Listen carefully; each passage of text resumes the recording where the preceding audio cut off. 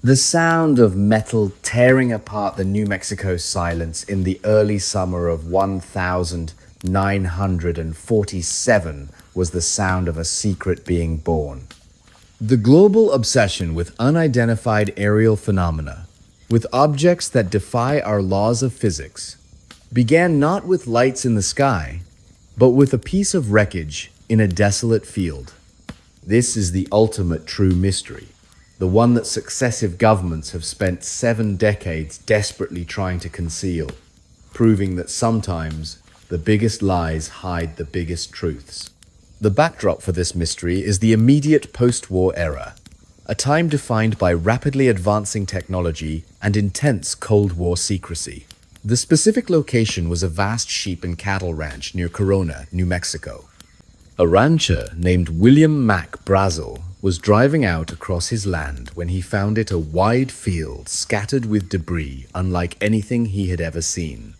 It wasn't wood, metal, or plastic in any conventional sense. It was light, yet incredibly strong. Pieces could be crumpled in the hand, only to immediately spring back to their original shape. There were metallic beams and foil decorated with strange, purplish-pink symbols that resembled unknown hieroglyphs, a completely alien language. Brazel reported the find to the local authorities, and within hours, the debris was in the hands of the Roswell Army Airfield, home to the only atomic bomb group in the world. The military reaction was swift, massive, and chaotic. Initially, the RAAF Public Information Officer, Walter Hott, issued a press release that made headlines around the world. RAAF captures flying saucer on ranch in Roswell region. The press went wild, but less than 24 hours later, the entire narrative violently shifted. Brigadier General Roger Ramey appeared at a press conference in Fort Worth, Texas, holding pieces of the debris, which he now claimed were merely the remnants of a weather balloon and a radar reflector. The initial excitement curdled into immediate skepticism and official scorn. The twist here wasn't just the reversal. It was the intensity of the cover-up that followed. Witnesses were silenced, transferred, or intimidated. The rancher was reportedly detained and heavily coached on the official story. Later, decades after the fact, multiple military personnel, including individuals who claimed they were involved in the cleanup, alleged that the crash site contained far more than a weather balloon. They described finding a saucer-shaped craft embedded in the ground, and most disturbingly, several non-human bodies, small, frail entities with large, distinct heads. The Roswell incident became the bedrock of the entire UAP government conspiracy theory. A single, explosive moment where the military seemingly admitted the impossible, only to spend the rest of the 20th century trying to convince the world it was nothing more than high-altitude meteorological equipment. The mystery isn't what crashed. It's why the U.S. government still refuses to provide a single, consistent account of what happened in that field. 18 years later, the same pattern of crash, witness account, and instant military denial would repeat itself almost perfectly. This time not in the high desert, but in the dense, freezing woods of Pennsylvania. It was the 9th of December, 1965. Across 6 different states and Canada, thousands of people witnessed a brilliant fireball streak across the sky. The object, clearly a manufactured vehicle and not a natural meteor, appeared to crash violently in the woods near Kecksburg, Pennsylvania. The response from the local community was immediate. Witnesses, including volunteer firefighters, rushed to the impact site, reporting a strange, acorn-shaped object, roughly 10 to 12 feet long, partially buried in the ground. Crucially, the object bore no visible seams, rivets, or signs of conventional propulsion. Several witnesses claimed to see non-human, unknown symbols or markings running around the bottom rim, a direct parallel to the Roswell debris reports. The main conflict began when the United States Army and Air Force descended upon the small rural town. Military police instantly sealed off the entire area, forcefully removing the local police and witnesses. The atmosphere was one of profound urgency and aggression. Local witnesses reported seeing a large military flatbed truck eventually drive out of the woods, carrying the object concealed under a tarp. The official explanation, predictably, was that the object was merely a Soviet satellite, specifically the Cosmos 96 probe. However, aviation experts and astronomers immediately pointed out that Cosmos 96 had already re-entered and burned up days earlier, nowhere near Pennsylvania. Furthermore, the object was later confirmed to have been metallic, solid, and acorn-shaped, not the typical cylindrical shape of Soviet probes. The climax of the Kecksburg mystery arrived decades later when multiple sworn testimonies surfaced from high-ranking individuals claiming they saw the object being moved to Wright-Patterson Air Force Base. Despite a lawsuit filed against NASA to release records, the agency claimed it had no documentation of the event, a complete denial of the massive military and media presence confirmed by hundreds of witnesses. Kecksburg remains one of the most compelling cases of physical UAP recovery and immediate, aggressive government cover-up. Hey friends, you're in Dreamcatcher Stories, your cozy corner for stories that got lost along the way. Tell me, where are you watching from? And what time is it there for you? Hit me up in the comments and tell me how this one hits you. Now, let's get sneaky and peek behind the curtain. The phenomenon is not exclusive to crash sites. Sometimes the intrusion is into secure military airspace, defying every known law of physics.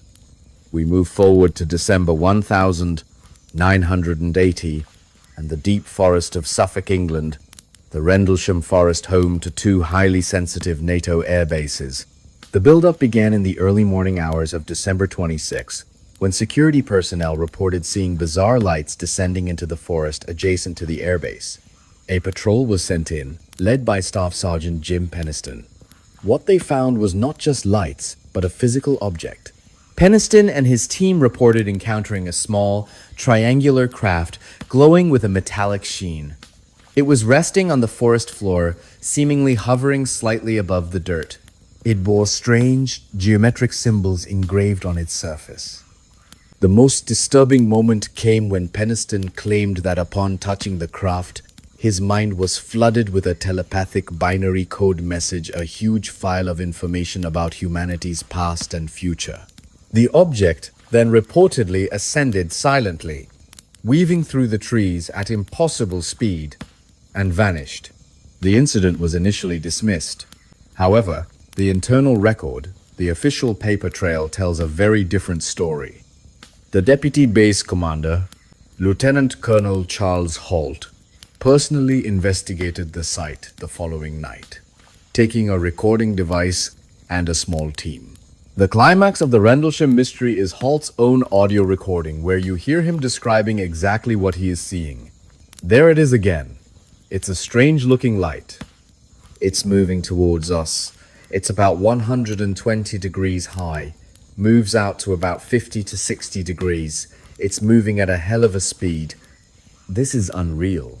He describes seeing a beam of light shoot down from the object and hit the ground near the base's heavily secured weapons storage area. The subsequent Holt memo confirmed the sightings of strange lights, high radiation readings, and physical indentations in the earth where the craft had rested. Rendlesham remains the UK's benchmark for unexplained military encounters. The phenomenon is not confined to military installations. Sometimes, the contact is made in the most open and innocent of locations. We turn our attention to the small rural town of Rua, Zimbabwe, and the chilling account of the aerial school incident in 1994. On a quiet morning in September, 62 children, ranging from 6 to 12 years old, were playing outside during their morning break at the Ariel Primary School. Suddenly, they spotted objects in the sky. The children described seeing 4 silver, disc-shaped craft fly overhead. One of the larger crafts descended and landed silently in a remote, bushy area just beyond the playground fence. The conflict utama, main conflict, Here is the mass, simultaneous, coherent testimony of the children. They reported seeing a figure emerge from the landed craft. A small, dark entity with large eyes and long black hair, walking among the trees. The entity reportedly did not speak with its mouth, but communicated directly into the children's minds. The message, which several children independently described, was profoundly simple and devastating. A series of images depicting the destruction of the natural world, showing pollution, collapsing trees, and a world being poisoned by human technology. The climax of the Ariel School case is the investigation itself. Dr. John Mack, a Pulitzer Prize-winning psychiatrist and head of Harvard Medical School's Department of Psychiatry, flew to Zimbabwe to interview the students. Mack, initially skeptical, concluded after extensive interviews that they were telling the truth. He could not find any evidence of fraud, mass hysteria, or influence. The Ariel School incident remains one of the world's most disturbing UAP accounts because it involves dozens of primary witnesses who had no cultural context for flying saucers and who delivered a powerful, consistent message about environmental collapse. We conclude by returning to the U.S. Navy. But in the 21st century, where high-definition tracking systems and video evidence confirmed what pilots had been seeing for decades. This is the Nimitz encounters of 2004, centering around the famous Tic Tac UAP. The setting was the Pacific Ocean, 100 miles off the coast of San Diego. The USS Nimitz Carrier Strike Group, a collection of some of the most advanced naval vessels and aircraft ever built, was conducting training exercises. For several days, the sophisticated radar systems of the USS Princeton began detecting anomalous air contacts, objects appearing at 80,000 feet, descending rapidly to hover just above the ocean, and then disappearing at speeds and accelerations that were physically impossible for any known aircraft. On the 14th of November 2004, two highly experienced Navy fighter pilots, Commander David Fravor and Lieutenant Commander Jim Slight, were diverted to investigate a persistent radar anomaly. They arrived at the coordinates and saw it, a disturbance on the ocean surface, followed by a solid white, oblong object shaped like a tic-tac candy, flying erratically just above the water. Fravor descended to get a closer look. The conflict Ultima, main conflict, lay in the object's performance. As Fravor spiraled down toward it, the Tic Tac UAP mirrored his descent, maintaining its distance. Then, as Fravor tried to cut across to intercept, the object performed an instantaneous acceleration. It shot away faster than any plane has ever flown, reappearing on the USS Princeton's radar miles away in less than a second. The most profound twist in this modern case is the public acknowledgement. Unlike Roswell, this incident was not dismissed as a weather balloon. The government eventually admitted the footage and the reports were real. The U.S. Navy officially stated that the objects were indeed unidentified aerial phenomena. The public release of the videos, including the famed FLIR footage, provides hard, undeniable evidence from highly trained military pilots who observed objects exhibiting no visible wings, engine plumes, or conventional propulsion, transmedium travel moving seamlessly between air and water, hypersonic speeds and instantaneous acceleration far beyond known human technology. The Nimitz encounters confirmed that whatever these UAPs are, they represent technology or a presence that operates outside of our current scientific understanding, posing a clear, immediate, and high-stakes national security mystery. These 5 investigations, from the physical wreckage recoveries in Roswell and Kecksburg to the military incursions at Rendlesham, the global message at Ariel School, and the impossible performance of the Tic Tac UAP chart, a consistent, unsettling course through 7 decades of modern history. They prove that UAP is not about fantasy. It is about physical reality, government secrecy, advanced technology, and the overwhelming question of non-human intelligence. The true mystery is not only what they are, but why they continue to appear in our most sensitive airspace, delivering cryptic warnings and baffling our most advanced military minds. And there we go, another memory back from the dark. Don't go too far. I've got more mysteries itching to be told.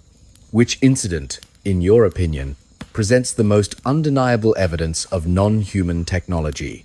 The physical debris and witness coercion at Roswell, Kecksburg, or the verifiable speed and maneuvers captured on the USS Nimitz's radar? Let me know your analysis in the comments below. And if you dare to explore more hidden government secrets and unexplained phenomena, be sure to subscribe to Dreamcatcher Stories and hit that notification bell. Until next time, stay safe and think critically about the shadows. The true mystery is not only what they are, but why they continue to appear in our most sensitive airspace, delivering cryptic warnings and baffling our most advanced military minds. But to understand the sheer scale of this phenomenon, we must realize that these 5 cases are merely pinpricks on a map of countless global encounters, a map that stretches across every continent, involving every government, and sometimes involving contact so close that it leaves physical traces and lasting psychological scars. The story of UAP did not begin with wreckage. It began with a word, flying saucer. The first widespread media sensation regarding the phenomenon occurred on the 24th of June 1947, preceding Roswell by just 2 weeks. A private pilot named Kenneth Arnold was flying his small plane near Mount Rainier, Washington, searching for the wreckage of a military transport plane. The sky was clear, the perfect conditions for flying. As he flew near the mountain, Arnold was abruptly shocked to see a chain of 9 highly reflective, strangely shaped objects moving at impossible speed. He estimated their velocity at over 1,200 miles per hour, far exceeding any known aircraft of the time. Arnold described their movement as being like a saucer skipping over water, a description instantly latched onto by the press, giving birth to the now iconic term flying saucer. Arnold was an experienced, sober businessman, and his detailed testimony was compelling. He described the objects as crescent-shaped or somewhat flattened, almost like boomerangs, and moving with an erratic, unnatural motion. His sighting was the catalyst that ignited the global public imagination and spurred the official U.S. government investigation that would eventually culminate in the confusion and denial surrounding Roswell just days later. Kenneth Arnold's sighting established the benchmark for the performance and shape of the impossible objects that would continue to challenge science for the next 7 decades. The phenomenon followed the pioneers north, finding a new, isolated stage in the remote wilderness of Manitoba, Canada.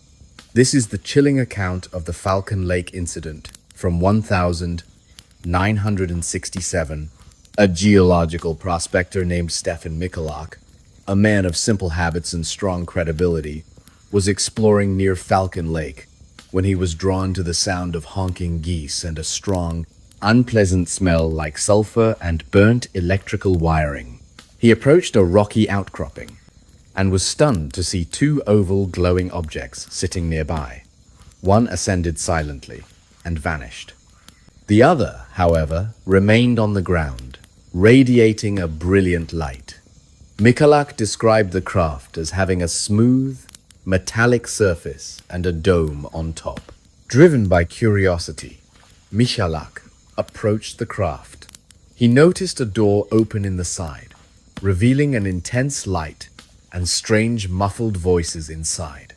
He yelled out, asking in several languages if they needed assistance, but received no coherent response. When he reached out to touch the smooth metallic surface, he found it intensely hot, He drew his hand back instantly, but that was just the beginning of the contact. As he backed away, the craft began to rotate rapidly. A strange grid-like vent on the side of the object opened, and a sudden, searing blast of extremely hot air and gas hit Michalak directly in the chest. The twist and climax here are terrifyingly physical. The intense thermal shock knocked Michalak backward, setting his shirt on fire and causing immediate, severe burns. The object then lifted off and vanished in seconds. Michalak stumbled back to his hotel, violently ill, suffering from massive headaches, nausea, and disorientation. When doctors examined him, they found a strange, unique burn pattern on his chest and abdomen. A series of neat, grid-like burns corresponding exactly to the vent he had described on the object. The metal of the area where the object had landed was later found to be radioactive. The physical evidence of the Falcon Lake incident, the burns, the sickness, the radioactive trace makes it one of the few UAP encounters where a human being suffered a tangible, measurable injury directly from an alleged alien craft. The military confrontations with UAPs were not limited to NATO countries. They spanned the globe, sometimes resulting in total technological failure. This brings us to the astonishing, high-stakes military case from the Middle East, the Tehran UFO incident of 1976.